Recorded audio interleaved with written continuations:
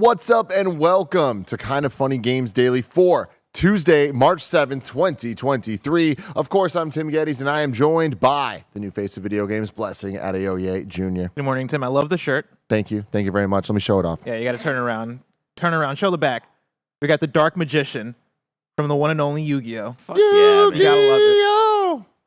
The theme song of that doesn't get enough love because No. most of it's just instrumental, but it's like fucking crazy ass like drum and bass shit going on. Good for them. I used to have a Pharaoh. CD. I don't know where I got the CD from. It might have been from like a McDonald's Happy Meal or something, but it had like other Yu-Gi-Oh songs. Other Yu-Gi-Oh songs. Yeah, there's Wow. a song on there called Your Move. It's like Your Move. Yeah. And it's like he starts rapping, and I'm like, I remember listening to that for the first time as a kid, being like, this is the best thing I've ever heard. Yeah. Like this is the greatest This is song it. of all time. We've peaked. Yeah, like this is like the greatest hip hop song ever. That shit Better sent you than to the Dead shadow Presidents realm. 2. It did. It for real did.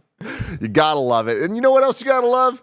Kind of Funny Games Daily, because each and every weekday live right here on youtube.com/kindoffunnygames and twitch.tv/kindoffunnygames, we come at you with all the video game news that you need to know. And hey, if you can't watch live, guess what? We'll be here for you later. That's what VODs are for. Do you know what VOD stands for, Bless? Video on demand. That's exactly freaking right. And you can get your shit on demand on youtube.com/kindoffunnygames or roosterteeth.com. If you want to get it as a podcast, search your favorite podcast service for Kind of Funny Games Daily, and we'll be right there for you. If you want to get the show ad-free, though, and Bless, What's that? if they want a bevy of bonus content, Oh my god. where do they need to go? They need to go to kindoffunny.com/Patreon or patreon.com/kindoffunny. Either way will work. You see how they because we got it like that. We got it like that, y'all.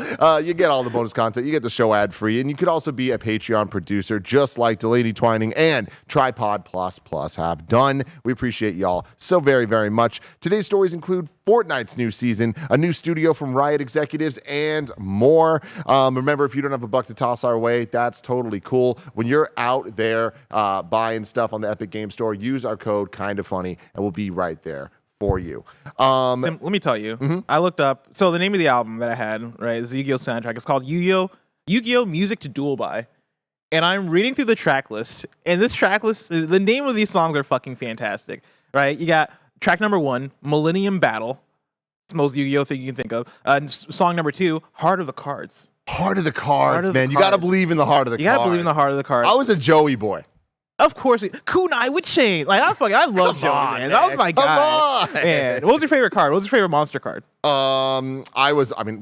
Everyone called me Blue Eyes White Boy in school. So, I'm right. partial to that for sure. But Joey had the red one. So that always put me in a weird, awkward place. But Wait, were you? Oh, because that was his. Yeah, I see that. So Yeah. Did you ever choose one? Because Red Eyes Black Dragon was dope as hell. Red Eyes Black Dragon. But you also have on absolutely. the Dark Magician shirt. I do. My best friend Curran, Dark Magician was his favorite, but like this shirt goes with these shoes really well. So, that's the type of life that Tim Geddes, have to live. I remember the episode with Karibo blew my mind. So I was like, that's my card. Oh yeah, the one where he multiplied all the Karibo and that like Exactly. Oh my Which god. is like, this shit's not like kosher. You can't do this shit in the game. that's not legal. No, That's not that shit ain't legal. legal. But I will say it's not a monster card, but my favorite Yu-Gi-Oh card was always Change of Heart. And I would fuck motherfuckers up with that strategy. I was just like, I think they banned that. they probably card. did. Yeah, They probably got too did. powerful. Regeki. Regeki, You can just, directly Regeki was attack their crazy. shit, man. Swords were revealing, right? Light was crazy too. Yeah. Shout out to Yu-Gi-Oh. Shout out to Yu-Gi-Oh, man. They had the stuff. Shout out to Obelisk the Tormentor. Okay. When they started introducing the Egyptian god cards, that was like season 2. That shit got insane. Oh, yeah, for Yeah. sure. Cypher the Warrior was Sky great. Dragon. Beaver Warrior was always a favorite of mine. I like All when right. silly little animals are wearing armor. What I like can the I say? Toon World cards. When he like had blue eyes Yeah, and it was cute. Blue Eyes Toon Dragon and he looked all goofy, but he was still blue eyes. I thought that was cool as hell. That was cool. That was like one of the cool cards that I had growing up, but then a kid stole it on the bus. No. Never let kids borrow your cards is what Just I learned. don't. That's a bad idea, especially It on the is. bus because you'll never see that kid ever again. That is true. You ever played any of the Yu-Gi-Oh games, Bless? Oh, Tim, yes. I yeah, played you did. Yu-Gi-Oh! What was it called? Dark Duel Stories for the Game Boy. I had that one. I had Yu-Gi-Oh! Duelist of the Roses for PS2. That was excellent. One of the best soundtracks, like low-key That one's excellent, best for soundtracks sure. I've ever heard. Yeah. That one's great. And then there's the mobile one that's out now that's just like, they're just like, yo, Duel Links? here's the game. Oh yeah, I mean, I And talked about this like last year, where I got hella into Duel Links, which is like a pared down, more casual version of Yu-Gi-Oh, and it's like I believe it's like 3 cards on the field at once. Like you're drawing less cards, but it's a way more easy and accessible way to play Yu-Gi-Oh. But I know a lot of people play like the modern I forget what they're actually called, but like there's like the full-fledged Yu-Gi-Oh games that are available, on console and then also on PC, and I think probably on mobile as well. There's like, I feel like there's multiple Yu-Gi-Oh games that come out every single year. Because I remember playing on Game Boy Advance. There are like the Yu-Gi-Oh tournament games that are like official rules for Yu-Gi-Oh, and I got into that for a time. I could never get too into like the ones that you have to get the boosters and build the decks and stuff in the game. Like the closest I got was Pokemon trading card game on Game Boy, which was excellent, where that was an RPG to itself, playing through all the stuff. So the Pokemon trading card game classic that they announced during that Pokemon Presents, where essentially, now that we have more information, it's just 3 decks that are pre-made that have a bunch of dope cards that you're supposed to just be able to just play with your friends. So I want that for Yu-Gi-Oh! And then me and you just fucking play with Yu-Gi-Oh! See, that's what I fair and balanced decks. Because that's why I fell off of Yu-Gi-Oh! Yu-Gi-Oh! Got too advanced. They started introducing way more rules. What was it, 5X or whatever? Xyz and like weird shit. Nah. Just give me the basic. Give me season 1, season 2 Yu-Gi-Oh! That's it. All right. I'll sacrifice 2 cards to summon Blue Eyes.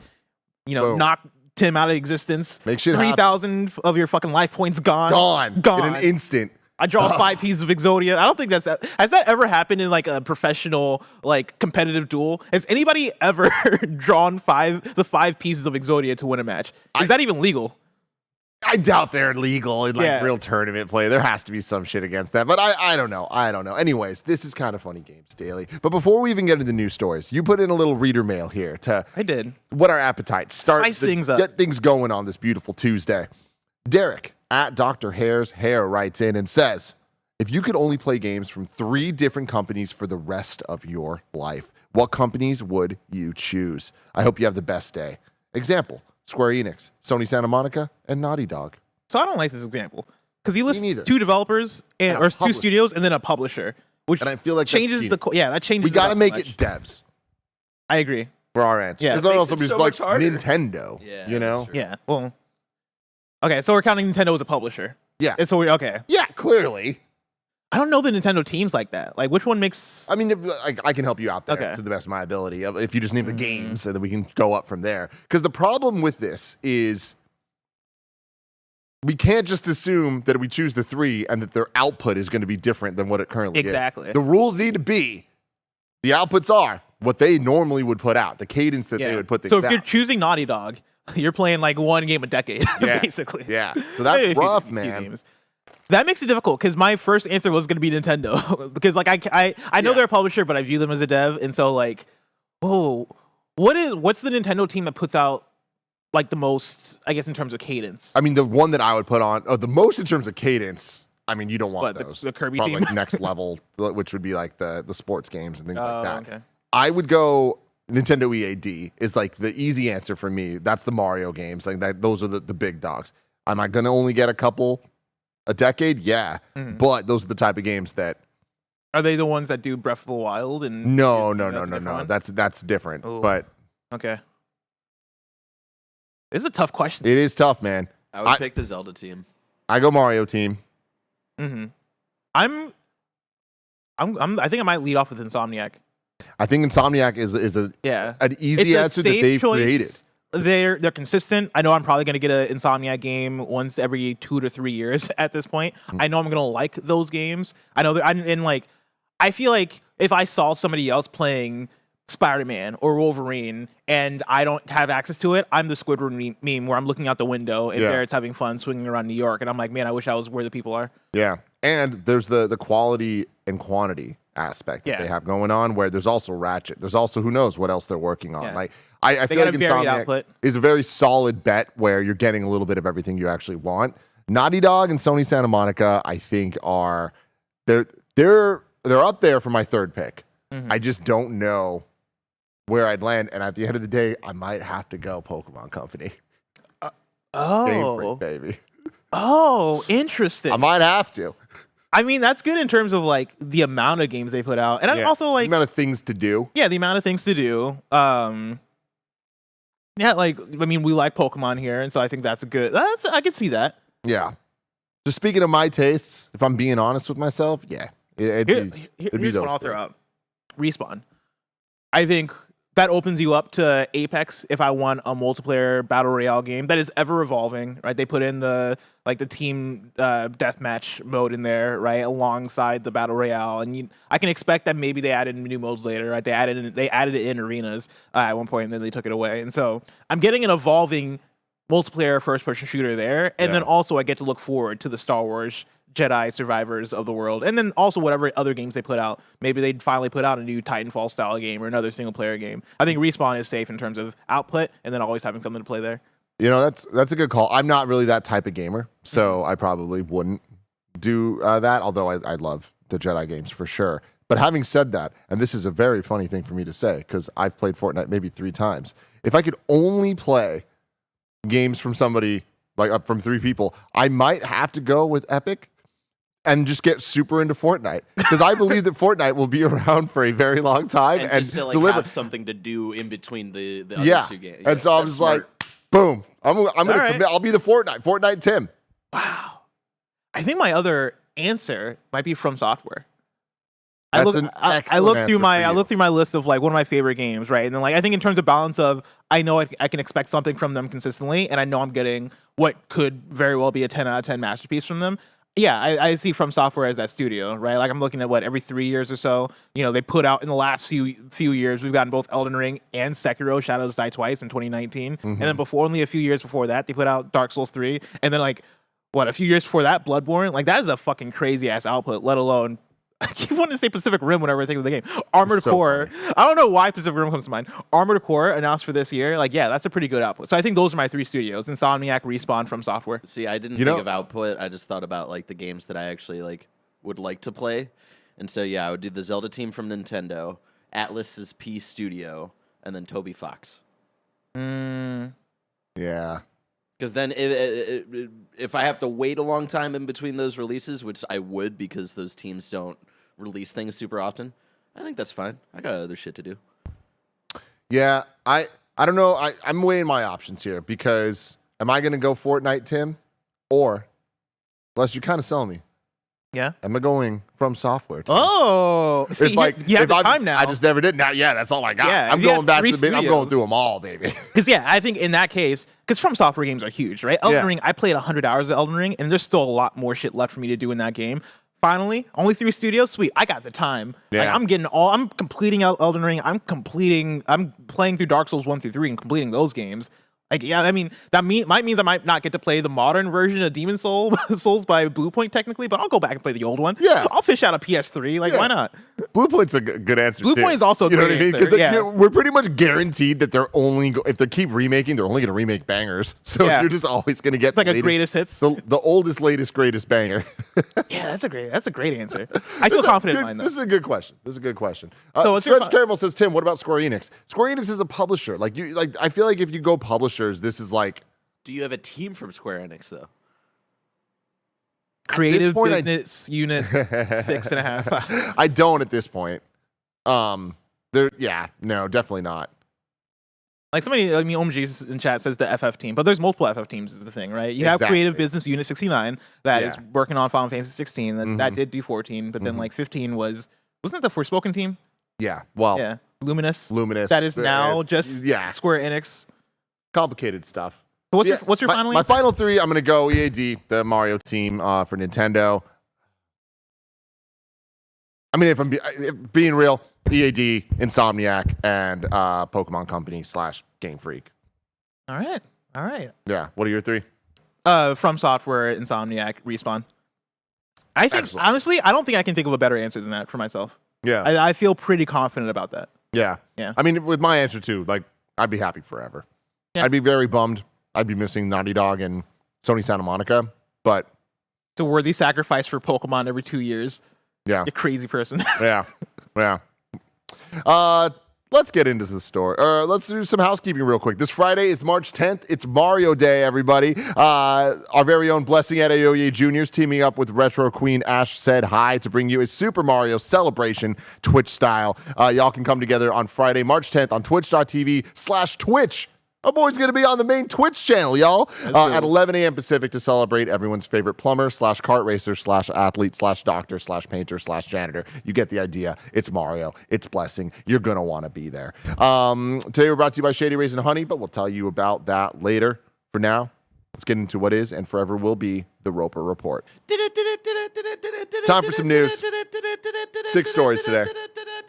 A baker's dozen. Story number 1, Fortnite Chapter 4, Season 2, release date confirmed. This comes from Victoria Kennedy at Eurogamer.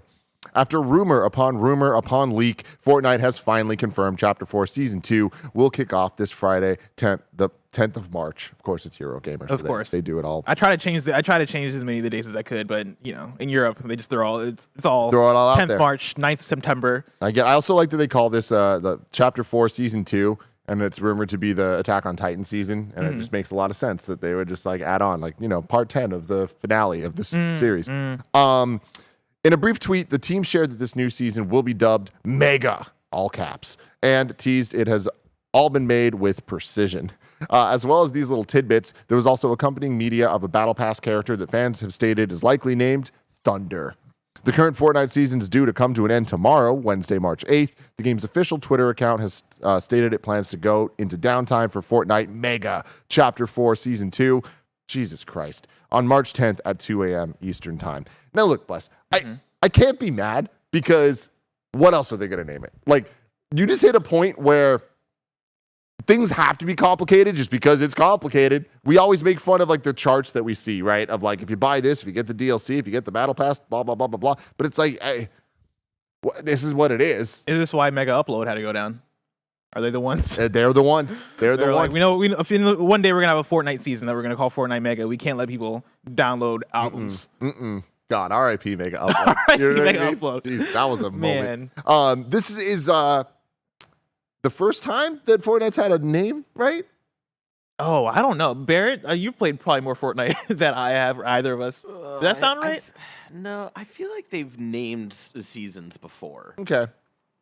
Yeah, now that you mention it, though, it's not a thing that I necessarily associate with Fortnite. They're all names. I don't know what I'm talking about. There you go. Hey, from Software Tim, not Fortnite Tim. I don't know what to tell you, okay? Don't know what to tell you here. But yeah, Fortnite Mega Chapter 4 Season 2, it's coming. Do you think that this could be an exciting thing for people? I mean, yeah. I feel like usually there's some sort of tie-in to get people hyped, right? And I maybe we're still waiting for the tie-in. They're bringing the Thunder. I mean, they are bringing Thunder, who I assume was the fish guy, the chef. Was that Thunder? Was that supposed to be Thunder? There's no way that man's name was Thunder. Hey, man, listen, I'm not. Can you bring him up? Judge. I think that might have been Thunder.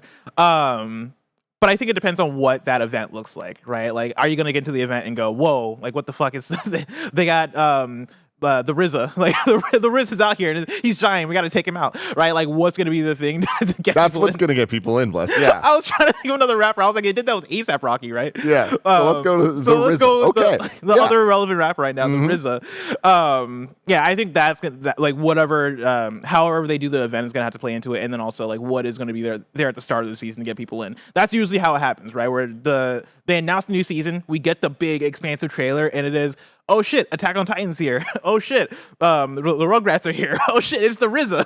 Yeah. I think it's gonna be that trailer that's gonna be the thing that makes people go, oh shit. And then also, how do they fucking redefine the island this time? When are the Rugrats coming to Fortnite? When are the Rugrats? I guess technically you don't want to give babies guns.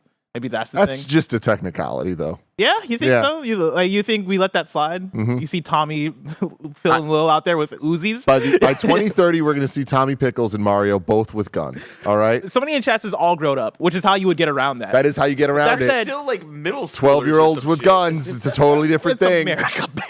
No, I guess they gave Naruto again. So. Yeah, I feel like here's the thing: when you see somebody, you see a baby in diapers running around with an Uzi, then it's like, whoa. See a middle schooler in Fortnite, you're like, oh, it's not appropriate, but you can sweep it under the rug, let it slide. Yeah, you know what I mean. I feel like the guns in Fortnite aren't that graphic, right? Yeah, but they're still guns. Are there Uzis? Called Uzis? I don't know if they're called Uzis, but there's definitely Uzis in there, and they're giving, but they're also giving them to Superman and fucking like Batman and people who don't use guns, right? Like we've already Naruto's running around with a gun. We've already broken that idea that like the guns are inappropriate. I do think that giving up to babies is like, I think that's a line that like, hey, maybe one day we cross it. Maybe let's cross it. This is America. Someone did throw out in the chat, what if not the babies, but Reptar? Oh, that'd be Reptar running fire. around with a gun. Reptar with a gun, totally cool. Yeah. Everyone's fine with that. You give a baby a gun, all of a sudden it's a problem. Maybe too. I'd run around and let's get Stu. stew pickles. Yeah, dude. Fuck yeah. Yeah. I'm all about that. I'm very casually into Fortnite, but I get more excited to see the reactions to the people participating in the events than like I get. Ernie Cooper says, I don't want to headshot Chucky Finster. And that's the difference between him and others. Wait, like between Chucky Finster and other characters? Between this man and other people. Oh, you think people out there want to headshot Chucky Finster? That's fucked up. Have you talked to Andy recently? That's fucked up. I think we need to move on from this conversation. Yeah, I don't have much to add here. We've talked about the first person mode coming. I imagine that'll be like the fun, exciting gimmick of this season, which could be cool. It's funny because like I rarely play games with battle passes, or if I do play them, I don't participate in the battle pass season type stuff. But Marvel Snap, still on it. Been playing. Last night a new season just started, and they're monthly, so every month like a new season rolls over. And I would say that out of the 6 that we've done, like only 2 of them have been interesting to me. Of like, oh, I actually want all these things. The others have just been like, okay, I guess we're doing this. Not really my like the Savage Lands, not my favorite part of the Marvel lore and all that stuff, but I'll do it and I'll have fun. And it's been keeping me enticed. But yeah, it is just kind of like adding names and things and just to add more, which is cool. But last night we got Days of Future Past with a dope Wolverine variant. And I'm like, you know what? I like this one. So I hope that Mega Chapter 4 Season 2 is someone else's Days of Future Past. I can't wait to see the Twitter reaction because there's always some, like, as soon as the events hit, right? I check Twitter and people are like, whoa, shit. Again, the RZA is fucking here and he's saving the day. I can't wait to see what the reaction is to whatever the event is. And then hopefully there being something in there, like when they added Dragon Ball characters, that makes me go, damn, I got to pick this up for a few days to play, right? Like Fortnite's always been that kind of game for me where I go in for a few days, have fun, play with Kevin or Baird or whoever, and then bounce out and then come back later. So I'm curious to see what this is. I'm excited to see what this is. Shout out to Fortnite for still killing the game, right? And still being like a thing where as soon as this hits, I look through the hashtag and people are going crazy about it. People are like, oh shit, like it's happening. Okay, it's gonna be down for the whole day. Yeah, like shout out to Fortnite. I'm also excited to see like what the next, I guess, big step or innovation Fortnite makes is. I mean, right? first person, right? I feel like that'll be a big game changer. Yeah. But like something that's influential, like across the board. Because I think Fortnite does do 2 things very excellently. They take other mechanics from other games and like it takes them in a way that's like, whoa, okay, now this is a core feature that everybody loves, right? Like Fortnite, literally the battle royale mode was a thing inspired by PUBG. Like revive stations are very Apex. The sliding is very Apex. There are elements of Realm Royale. I forget exactly the thing. They've taken things from Realm Royale. Even the fucking like there are like stations that were very much inspired by like Cliff Blazinski's Battle Royale, Radical Heights. Radical Heights. That like Fortnite is very good at seeing inspiration, taking it, and then building it as core of its game. The other thing Fortnite is very good at is defining what games as a service / Battle Royale, Battle Pass games look like, going into the future. I feel like with every big innovation we've seen from Fortnite in that realm, we see that ripple onto other games. And so like, I guess my thing is I'm curious to see what that next thing is. Like, what is the next thing that we see on Multiverses or whatever other like Battle Royale, or not Battle Royale, but like an ongoing Battle Pass type game look at and go, all right, we need to now do this too because Fortnite's doing it. Babies with guns. Story number 2, former Riot execs form a new studio. This comes from Ryan Dinsdale at IGN. Former Riot Games executives have launched a new studio called Believer to create a next-generation open-world game based on an original IP. The Believer company's leadership team includes former Riot Games Vice President Michael Chow as CEO and former executive producer of League of Legends and Riot co-founder Steven Snow as Chief Product Officer. Believer has secured $55 million in funding to build its next development team and first project, which it promised to be a, quote, next-generation open-world game anchored by an original IP with stories where player choices matter and gameplay systems that bring players together rather than pushing them apart. Video games. Hell yeah. The company's motto, Credo in Lugos, means I believe in games, which Believer said shows its dedication to video game development as a lifelong passion and not just a business venture. It appears dedicated to bringing its new IP to life beyond games as well. However, a strategic partner, Michael Eisner, it can't be the Michael Eisner. There's no way. Said Believer understands that truly great content franchises are not built with a single media type. Although, is it Michael Eisner? That sounds like a Michael Eisner thing to say. Quote, they need to resonate with their audience across games, film, television, collectibles, and real-world interactive experiences, he said, adding that their vision will be brought to life across every platform. Can't be Michael Eisner. Hold on. Is Michael Eisner... I had to Google it. I was like, wait, is Michael Eisner? I feel like the What's fact his that middle they name? Credit him as Michael D. Eisner. Michael motherfucking Eisner's middle name is Damn Man. Derek? Oh. Dammann. Oh. What the fuck? Is this Michael Eisner also 6'3", as is stated by the Wikipedia for the Michael Eisner? Disney's Michael Eisner? His Wikipedia doesn't say his height. What the hell? This is interesting. I think it's him. Nano says the Disney Eisner is retired. Is this like a nephew? Maybe. A nephew named after his uncle? I guess that happens. Yeah, but like, do you remember Michael Why is Eisner? that so fucking I don't know. Like, Do you remember Michael Eisner? Or it might just do be I a remember family Michael name. Eisner? No, yes and no. Like, I know who Michael Eisner is. I don't remember. Like, I never met the man. I never met him Met either. the man. But being a really young kid in the 90s, there was like a series of, like on Disney Channel, there would always be these like, essentially like infomercials for Disneyland. And it would be Michael Eisner like touring the new ride. Oh, no, I don't remember this. There's the magic of Disneyland. Let me show you Indiana Jones. And like, it was the coolest fucking thing I've ever seen in my life. Interesting. So I always like revered Michael Eisner, and then later in life, I was like, I don't know who the fuck he is, and now he's working on video games with Riot, I guess. I always revered Michael Eisner as a great statement. Like I have no idea like what happened to him since then. He could have done good things, he could have done bad things. You know what I mean? But Yeah. maybe he's working on video games.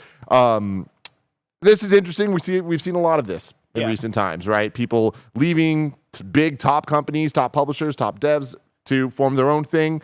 And we haven't seen too much fruits of that labor yet. There's been a couple examples. I'd say Callisto Protocol is probably like the first out the gate example that I imagine we're going to see anywhere between 5 and 10 more over the next couple years. That's No Moon. At some point, we'll get something from them. And then there's this next generation open world game. Do you think when they say next generation open world game, they literally mean PlayStation 6 and whatever the next Xbox is? I think that they mean this gen, because like it is still like a cross gen world. Like I think that every generation gets trickier and trickier of when the cutoff point is. I think this one, because of the pandemic, makes it even more tricky than usual, as well as the amount of backwards compatibility and cloud-focused Game Pass type services, xCloud and all that, that what is this gen, next gen, almost doesn't matter. But I think what they're talking about would be PS5. And I wonder if they mean like software stuff too, of like utilizing Unreal Engine, like the new version of that, and things of that nature. I will still bet that this is like a far out PlayStation 6 thing. Like I like. What? How many years are we into this gen now? Like 2 to 3 years into this current gen. Again, generations are weird now, so who knows how many years we have left. But let's say we have 4 years left, like assuming around 7 years for a life cycle. If they're starting this game today, and this is, they're talking about $55 million in funding, they're talking about it being open world, player choice matters, gameplay systems that bring people together. They're talking about something that's big, AAA, and they're also talking about something that might be experimentative at the same time. Something that is, we're bringing players together. This is a multiplayer game, but it's a different kind of multiplayer game. That's going to need some time. And like, it brings me back to there was a tweet a couple months ago from Jason Schreier where he was like, game development cycles have gotten so long that if a new AAA big game developer started work on a new game today, chances are it's going to be on the PlayStation 6. And like, this sounds like something that I'm like, we're not going to see this for 5 yeyears, right? And so I'm like, maybe I could see him literally meaning like, we're working on something that is next generation. Yeah, like, this is something that maybe we pitch to PlayStation down the line of like, hey, what if this is a launch title for your next platform kind of thing? Yeah, totally. Hey, you're making a lot of good points here. It is interesting. When do we think we get PlayStation 6? Because I do think that we're a fair ways away from that because of everything that happened and the fact that Sony's going to want to not have to restart again, getting new consoles out there and, getting that baseline. Because once they worked so hard to get the PS4 to be like the ubiquitous system so that they can just put software out and then have it just crush. And so now with PS5, it's like they're finally about to hit that cadence of systems being able to sell at the rate that there's demand for. And I think that we're going to start seeing that phase 2 of whatever the games start looking like, starting with Spider-Man 2. I imagine that that's going to dramatically increase the sales of the PS5 to points that, I don't know, could it beat PS4? Ooh, I mean, that's a good question. I mean, at the start, PlayStation 5 was faster selling than the PS4, but obviously over time that dipped below PS4 because of availability. And so I think you're going to see the PS4 and PS5 in terms of lifetime go neck and neck. But in terms of when we see a PlayStation 6, I think that'll come down to a couple of factors. I think one of those factors is, what is the long-term trajectory on the PlayStation 5? How long does it continue to sell enough numbers to where PlayStation's like, hold, like, don't release it yet. Like, this isn't the year. Like, we're still doing great in terms of our projections. People are still buying PlayStation 5s at a very good rate. Let's not cut that off. I think you will see them maybe try to hold out as long as possible for whatever that length is. And then also, what is the demand for new tech? Do we get to the place in, let's say, 3 to 4 years where developers are like, hey, we need better hardware, we need more powerful hardware, there's new technologies out now that we want to take advantage of, and features that would only be available if we did a big refresh and jump to a next gen console? I think those are the questions. I think there's also the question of, do we get a mid-generation update for the PlayStation 5? Do we get a PlayStation 5 Pro?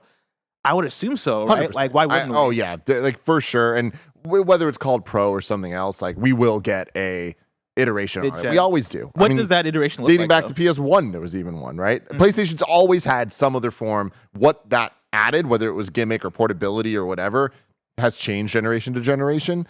With PS1 having just the little one that you can get the screen for, PS2 having multiple slim versions. God, I love that PS2 slim version. And that's my question, though. Do you think the mid-gen PS5 update is power, or do you think it is they make it smaller? Like, what does the generation jump for PlayStation 5 look like? I can almost see it being both. Like, I can see it coming out and being sleeker and more powerful, whatever that looks like, even if the power isn't like something that is like super dramatic, because like we're already talking about something that is like ahead of the curve in a lot of ways. Like, the technology of the PS5 is not something that is like not good enough. Yeah. So I feel like it's. Is there a demand, Tim, as somebody who, I look at you as the TV guy, right? Like, Fidelity. I do. You love I know OLEDs. Fidelity. You love all that good stuff. I do. The PS4 Pro was advertised with 4K as a thing, right? Mm-hmm. Like, hey, this is going to take advantage of 4K TVs. Their games are going to look better, have HDR, have all that good stuff. Are there features right now that are coming up in terms of TVs that a PS5? Because I think for at least for me, for a PS5 Pro, I need bullet points on the box, right? Like, I feel like more power isn't a selling point automatically, right? You need something that is, hey, this takes advantage of HDR2 or like whatever the acronyms are. See, the problem is we're at a place now tech-wise where there are multiple standards, and that's always a bad place to be. It reminds me a lot of when the Xbox 360 launched and the PS3 launched, and it was like, cool, there's a Blu-ray player, or you can get the HD DVD player on the Xbox, and it was like betting on different formats, which was going to work. Obviously, HD DVD failed, and Blu-ray became the standard. We're now in a place where when we're talking about just the tech, there's the HDR battle, and then there's the 3D sound battle. And Xbox has a deal with Dolby Atmos, which is the superior 3D sound, whereas PlayStation has its proprietary one with Tempest. And because of that, we're never going to be on equal playing fields. So it's almost like the more power you're putting into something, it's not really going to fully help, because only the developers that are exclusive are really going to care about designing those experiences. Otherwise, they need to design to be able to work well enough with everything.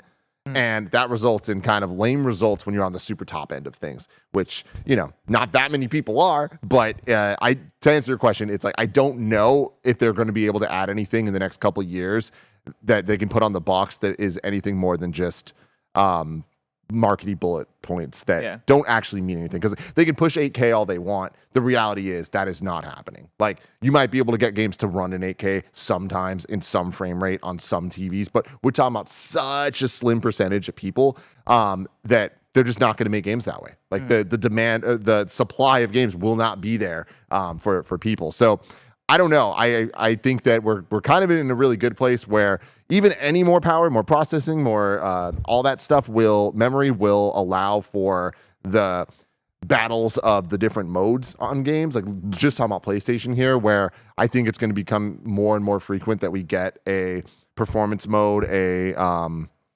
resolution mode, and then the one in between that's like you get the ray tracing, but like the RT performance, I think is going to become more of a standard. And I think that PS5 Pro can kind of really push that, and then maybe get to the point that the RT performance is actually a lot closer to the RT mode.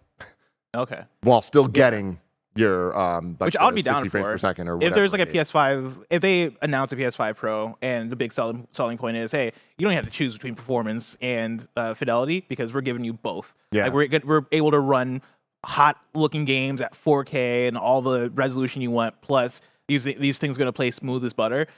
That's like a dream scenario to me. But yeah, like I'm curious to see like is that the one bullet point, right? Is that the big bullet point? Or I think that's it. I think that's the bullet point. I just don't think that bullet point is realistically possible because of the realities of I don't see these games being made anytime soon that aren't also on other platforms in other ways. And because of that, I think there's always going to be the lowest common denominator that has to be taken into not just consideration, but it has to work best that way almost. Like it has to simply work because people are going to look at the baseline PS5 for the foreseeable future as something that should be able to run things optimally. You know, there might be ways to enhance that experience, but it reminds me even of like the haptic feedback in the DualSense. When it works, it's magic and it's cool as shit. Then there's every other game. Yeah. You know, and I think it's that same type of argument there. Interesting.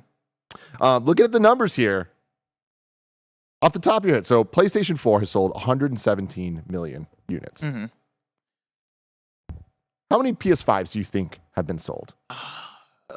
Around 35 to 40 million, I would assume. So as of this month, we are looking, as of last month, 32 million. 32 million, okay. With 7.1 million of those sold in the last 3 months alone.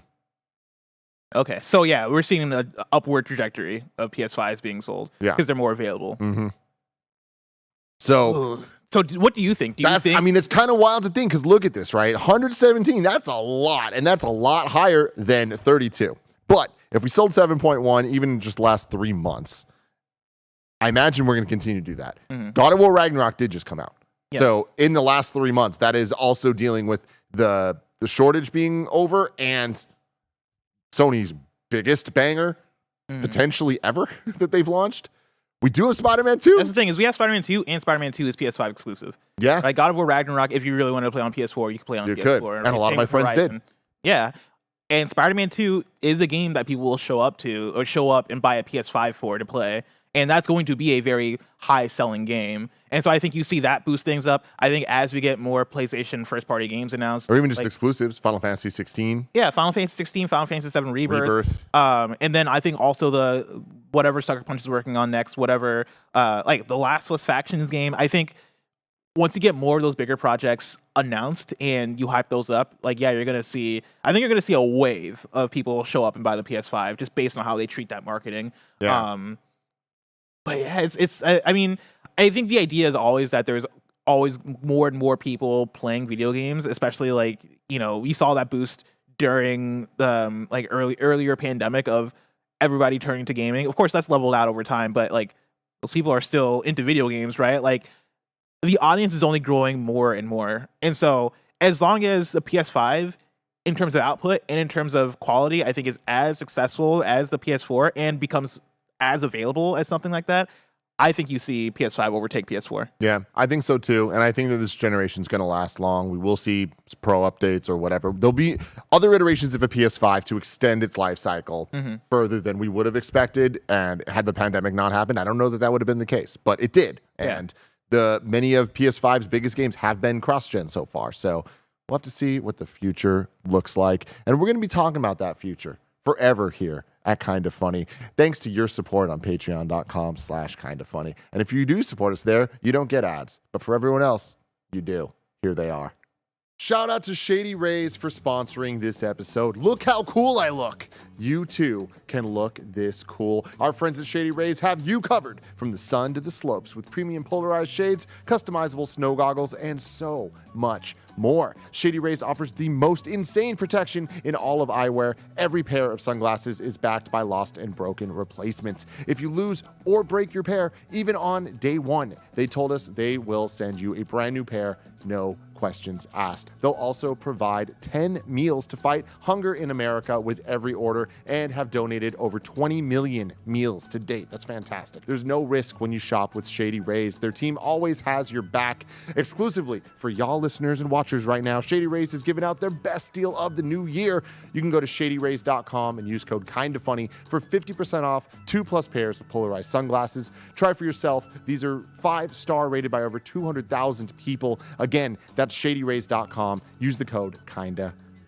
Shout out to Honey for sponsoring this episode. Honey is the easy way to save when shopping on your iPhone or computer, and thanks to Honey, manually searching for coupon codes is a thing of the past. And we all know there's nothing better than the feeling of saving money. Honey is the free shopping tool that scours the internet for promo codes and applies the best one it finds to your cart. When you check out, the Honey button appears, and all you have to do is click Apply Coupons. You wait a few seconds, you see the fun little dancing guy. Honey searches for coupons, and it finds you the best ones. And then you just watch the prices drop. We here at Kinda Funny have been using Honey for years, and it's helped us save thousands on tech, costumes, food, you name it. Honestly, I just love how easy it is to just set and forget and save. That's the best part. Honey doesn't just work on desktops, it works on your phone too. You just activate it on Safari on your phone, you save on the go. If you don't already have Honey, you could be straight up missing out. You can get PayPal Honey for free at joinhoney.com/kindafunny. That's joinhoney.com/kindafunny. And we're back, everybody. Story number 3, Peridot. Peridot. There it See, is. I'm really confused because on The Real Housewives of Dubai, there's a woman who. Whoa, hold on. No, you were watching The Real Housewives of Dubai? Mm-hmm. That's a thing? Mm-hmm. Do you watch all the different regions of the Real Housewives? Mm-hmm. What's your favorite? Beverly Hills. Okay, classic. All right, fair enough. Second place, Atlanta. And if I'm being real, Atlanta is the best. I was going to say, Atlanta sounds like it'd be fire. Yeah, Atlanta is absolutely Is there fire. anybody on there that I recognize? Do they have any celebrities? Yeah, Candy Barres, who wrote No I don't watch Scrubs. those kind of videos, Tim. Huh? I don't watch those kind of videos. No, she wrote No Scrubs. Thank you. She wrote It's Gonna Be Me by NSYNC. Oh, shit. Yeah, All right. she's a legend. She was in the 90s band Escape. Okay. Yeah, she's great. That's pretty cool. Denise Richards was on Beverly Hills. Nice. Yeah. Anyways, there's a woman. You're watching the Dubai one. On Real Housewives of Dubai, and like her catchphrase is Peridot, and she always says it like that. That's her thing. All right. And so this looked like that. Somebody chat said she wrote Bills, Bills, Bills. How can you neglect to mention that? She wrote so many songs. So many songs. I didn't know I was dealing with an icon here. Everybody. Shout out. Oh yeah, no, Candy is the absolute best. Anyways, Candy. Niantic's take on Nintendogs arrives this May from Ryan Dinsdale at IGN. Niantic has announced that Peridot. I fucking can't. It's Peridot. It's such a thing, man. Because like it's not like, I mean, obviously it's a weird spelled word, but like Peridot is like straightforward, and you throw in this accent to it too, which makes it funny. But it's like a fucking thing. It's a thing, you guys. Anyways, Niantic has announced that this game is a blend of Pokemon Go, Tamagotchi, and Nintendogs, and it will launch on May 9th. Pre-registration for the game is also available now, and users who sign up on the Apple App Store, Google Play Store, and play by May 23rd will receive an exclusive party hat. Cosmetic. Let's go. Say it again. Peridot. Okay. Peridot has been in development for around 3.5 years and is Niantic's latest attempt to recapture the magic of Pokemon Go's launch period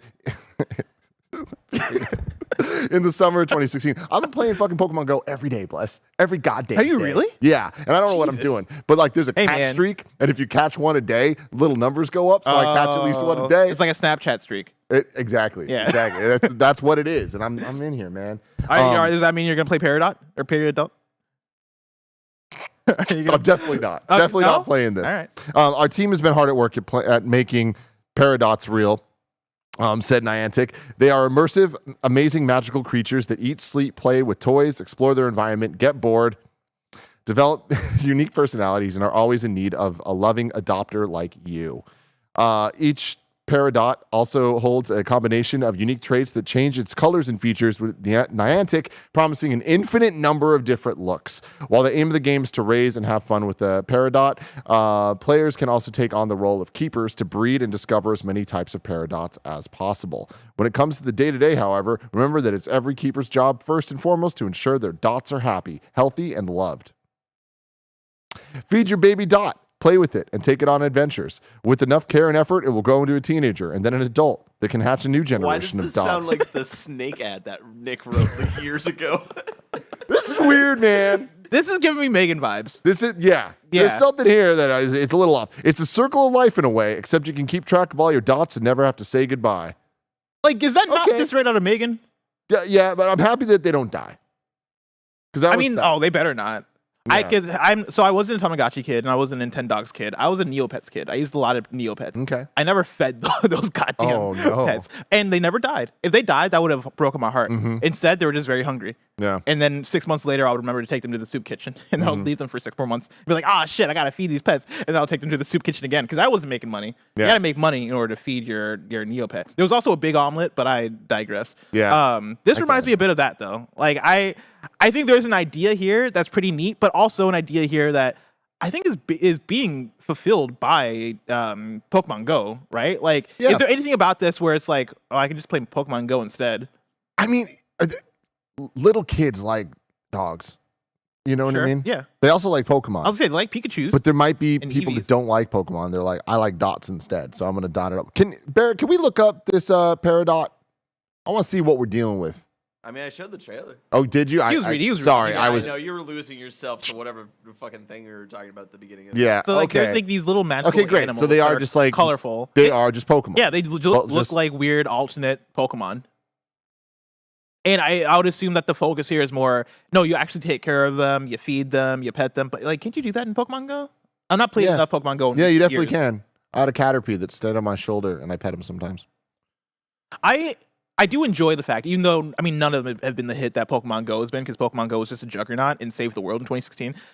I appreciate Niantic throwing different things at a wall and seeing if any of it sticks as much as Pokemon Go. And maybe that might be putting it too far, right? Because I'm sure they're not like, this is the next Pokemon Go. But they do experiment a lot, right? Like we've seen them do. There's the basketball. There's Pikmin. There's the Harry Potter one. There is a basketball one, NBA All World, I believe is what it's called, where you collect basketball players and play hoops with them.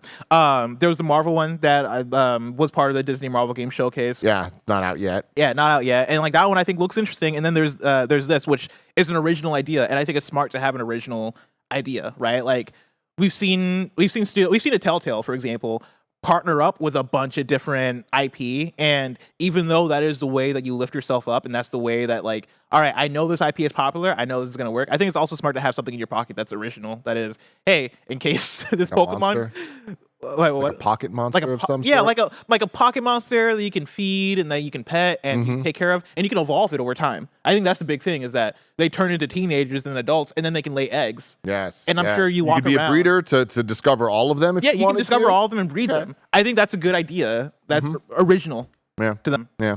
Well, good on you, Niantic. Good on you. Story number 4. Microsoft has announced and launched the Velocity Green Xbox controller. They tweeted out, "Touch grass," they said, so we did. Get our new Velocity Green controller available now. Once again, shout out to Microsoft, shout out to Xbox for just killing it on the freaking controller side. Yeah. Every time they put out a new controller, I'm like, this shit is hot. This shit is hot as fuck. I don't want this one. I don't need a green controller in my life. But if I did, I'd want it to look like that.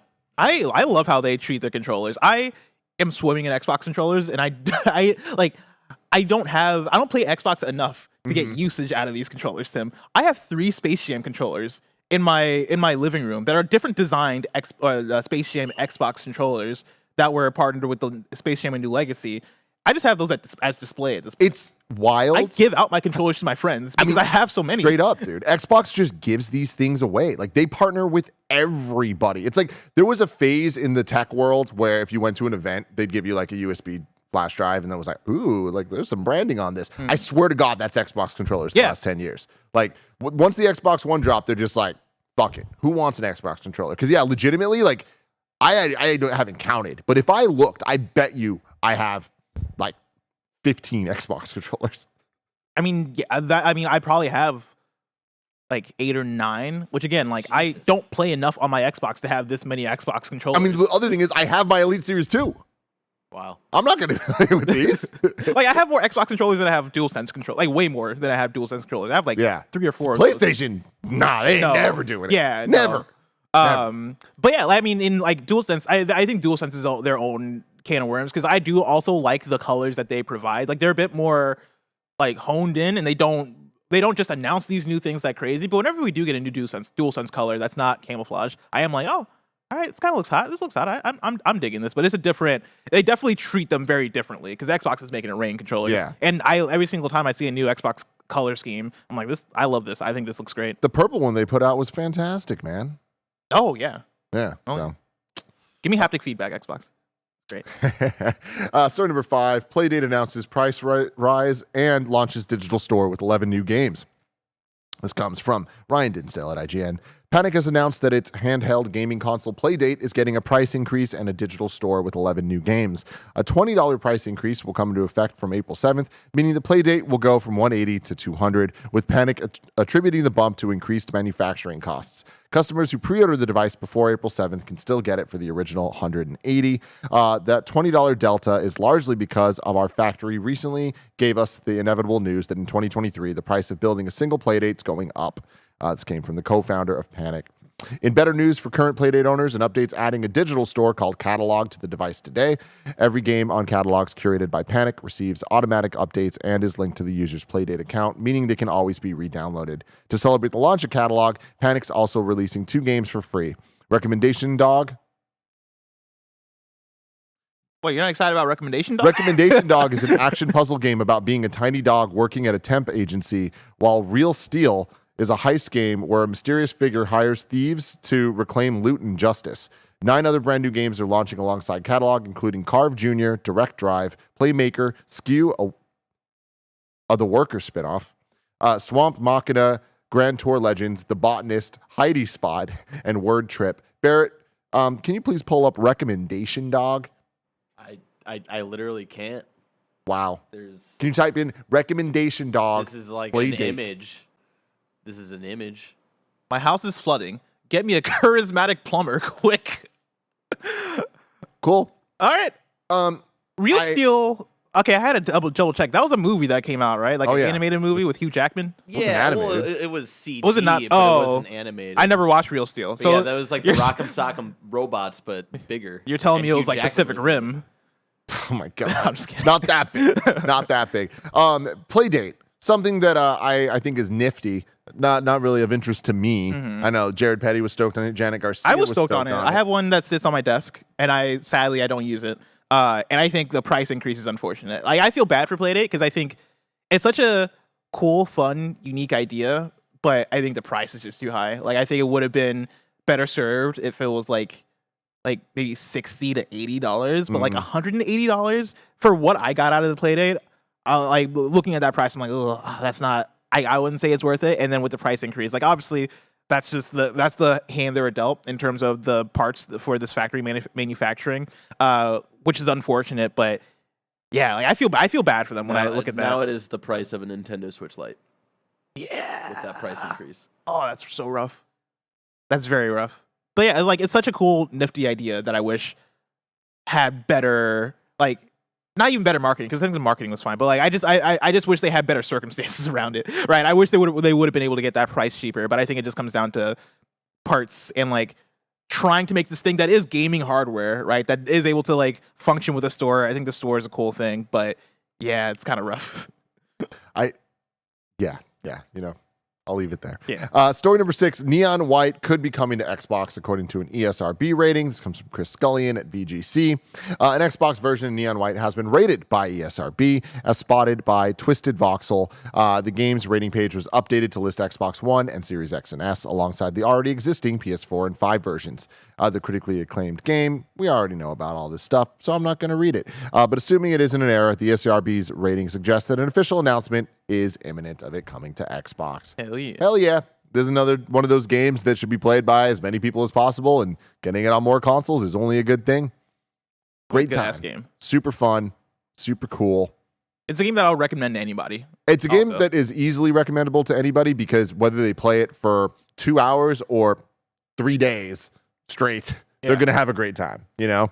Yeah. I mean, great style, great gameplay. Like, again, it was one where as soon as I saw the first few trailers, I was like, this looks weird in a way that I really want to pick up and try out. And I was so pleasantly surprised that it lived up to the hype for me. And I hope that I guess the story is mentioned Game Pass because it's just an ESRB thing, but I hope it hits Game Pass, right? Like I think the smart way to do would be to put this game in as many people's hands as possible. And I would hope that hope maybe Xbox would see the value in that on their side. And I hope they make a follow up that takes a lot of the same ideas. I know the studio, their previous game was Donut County, and so I would assume that they like to make left turns, and maybe the next game has nothing to do. This is technically a new studio from what I remember. It's just the director was the same director. The Donut County guy? Yeah. I would love to get a Neon White follow up. Same. But I'm of two minds of this Blessing because it's yes, I'm glad for if this is actually coming to Xbox, if it's coming to Game Pass, hell yeah, more people get to try it out and play a fantastic game. But then also, they can't keep doing this to me. They're gonna put this on another platform where I'm gonna have to play this for another 70 hours. Those are the rules, dude. You That's have the to rules. do You it, gotta pick it man. up. You gotta get those Chivos. That's what they Get it call on. them. Yeah, because I can't get it the fucking platinum anymore because I got screwed out of the bugged out of the platinum on PlayStation. So God, You gotta get them and then all Chivos. the fucking high scores and stuff. I gotta own everybody on the Xbox platform. It's just too much, man. It's too much. Blessing. Yeah. Will Barrett ever platinum Neon White? I fucked it up. No, you had it. I had it. You but had I was it. gonna say I got stuck on platinum platform. I don't know, guys. Just give me the 3. Just give me the 3. give him the It's 3. okay. It's okay. If I want to know what's coming to Mom and Grop shops today, where would I look? You look toward the official list of upcoming software across each and every platform, as listed by the Kind of Funny Games Daily Show hosts each and every weekday. Tim fucked it up. Yeah. I didn't know we called that the 3. The jib shot, is that the 3? Is that what that is technically? No, 3 out of 10. Oh, the 3 out of 10. Okay, I thought you were trying to zoom the camera out because you wanted to hide your shame. Yeah. No, I'm a shame boy. No, if we're giving that a score, I'm giving it a 1. I'm sorry. You don't even get the 3. Out today, we have Outlanders on PC. Yes, not Outriders, just Outlanders. Outlanders, Different yeah. game. Cool. March 7th. Deckham on PC. Melon Journey's Bittersweet Memories. Melons are bittersweet. Oh, that's good. Coming That's to good. PC and Nintendo. What's your thoughts on grapefruits? Love them. Yeah. You know, I You ever put love the sugar on the flavor. grapefruit? I actually never had a grapefruit itself, No? but grapefruit flavored LaCroix. Big fan. Okay. All right. So, Yes, it's fair. That's what I named Moose after, Pamplemousse. You know, Oh, that yeah. Pamplemousse is French for grapefruit. I used to be such a confused child because my parents loved grapefruit, and they would hand me this fruit that looked like an orange. I'm like, oh, certainly this must be sweet. Every single time it got me. Every single time I'm like, this is gonna be the time where I bite into this thing. It's gonna be fucking juicy and so good. I bite into it. And I'm like, ooh, what's this? Yeah. Yeah. But apparently you put some sugar on it, changes the game. Watermelon sugar. Hi. The finals, closed beta on PC. I'm interested in this game. I'm very interested in it, and I've signed up for the closed beta, and I think they've done multiple betas up to this point, and I've not gotten accepted. If you work on the finals, please let me play your game. I would like to play the Let finals. Blessing play your game. Let me play your game. And Arc Raiders, because that looks cool too. But finals, let me play that.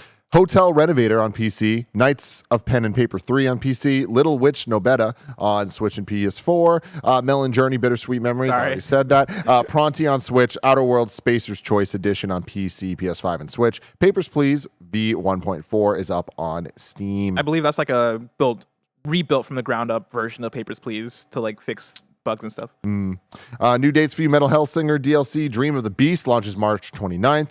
The Library of Babel launches on April 7th for everything. Front Mission 2 Remake launches June 12th for Nintendo Switch. The Mage Seeker, a League of Legends story, launches April 18th for PS4, 5, Xbox Series, Switch, and PC. Sea of Thieves Voyage of a Lifetime, a new documentary about the game's development, launches March 20th on youtube.com/Sea of Thieves. I love more of these game documentaries popping up. Yep. You know, They're good great. shit. I'm slowly working my way through the Psychonauts one, and it is very entertaining. It's like watching a TV show. And I am upset when I see the view count. More people should fucking watch that thing because they put in a lot of work in that documentary. Yeah. So if you want like a good look into video game development, it's very educating, very enlightening, and also it's a very good watch. Go over, watch Psych Odyssey, the documentary. Deals of the day. Xbox Game Pass games for March have been announced. Guilty Gear Strive, March 7th. Dead Space 3 cloud version, March 9th, as well as Dead Space 2. Valheim game preview on March 14th. Civilization 6 on March 16th. And Ni no Kuni 2 on March 21st. Cool, man. That's great. Let's look at your wrong. Let's see what we got wrong today. What did we get wrong today?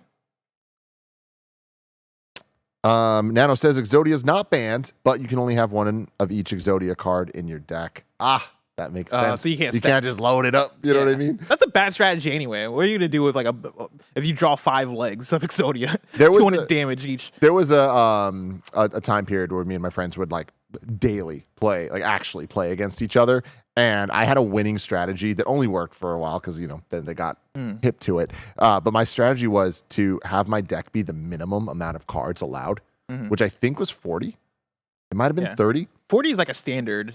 And so 30 might have been like. But most people like everyone I knew had like big ass decks. So I would have the smallest deck possible. All right, and I would always win with my small deck because I knew all the cards. I was like it was able to get my cards that I needed faster. You know what I mean? But then so 40 is the minimum. So yeah, 40 is the minimum. God, even if you have a small deck, it can still work out for you. Yep.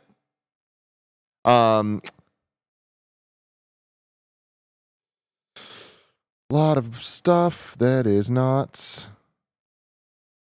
Oh, wow, yeah. Okay. Nano says, update on the Eisner stuff. It is, in fact, Disney's Eisner. Eisner is the chairman of the Tormonte company who's investing in this new ex-Riot company. Eisner founded the company in 2005 after leaving Disney. Wow. Here's a crazy one. I know. Y'all, strap the fuck in, okay? Y'all minds are about to be blown right now. We just had a riot of an episode, all right? There was an energy. There was a vibe. Did it feel like Tuesday? I don't know. But what it was a Peridot, okay? And we were here. I was like, Bless, how do you say it? How do you say it? How do you say it? What did you say? I said Peridot. Peridot. It ain't Peridot, everybody. It's Peridot. It's Peridot, okay? Wow. Thanks, Kebabs, for correcting us. Wow. Peridot. I'm sorry. Who would have thought after all of this? I mean, usually when it comes to pronunciations, like I'm able to nail the phonetic shit sometimes, but goddamn, yeah, I was off. I was way off. It's exactly like it looks, everybody. Play on.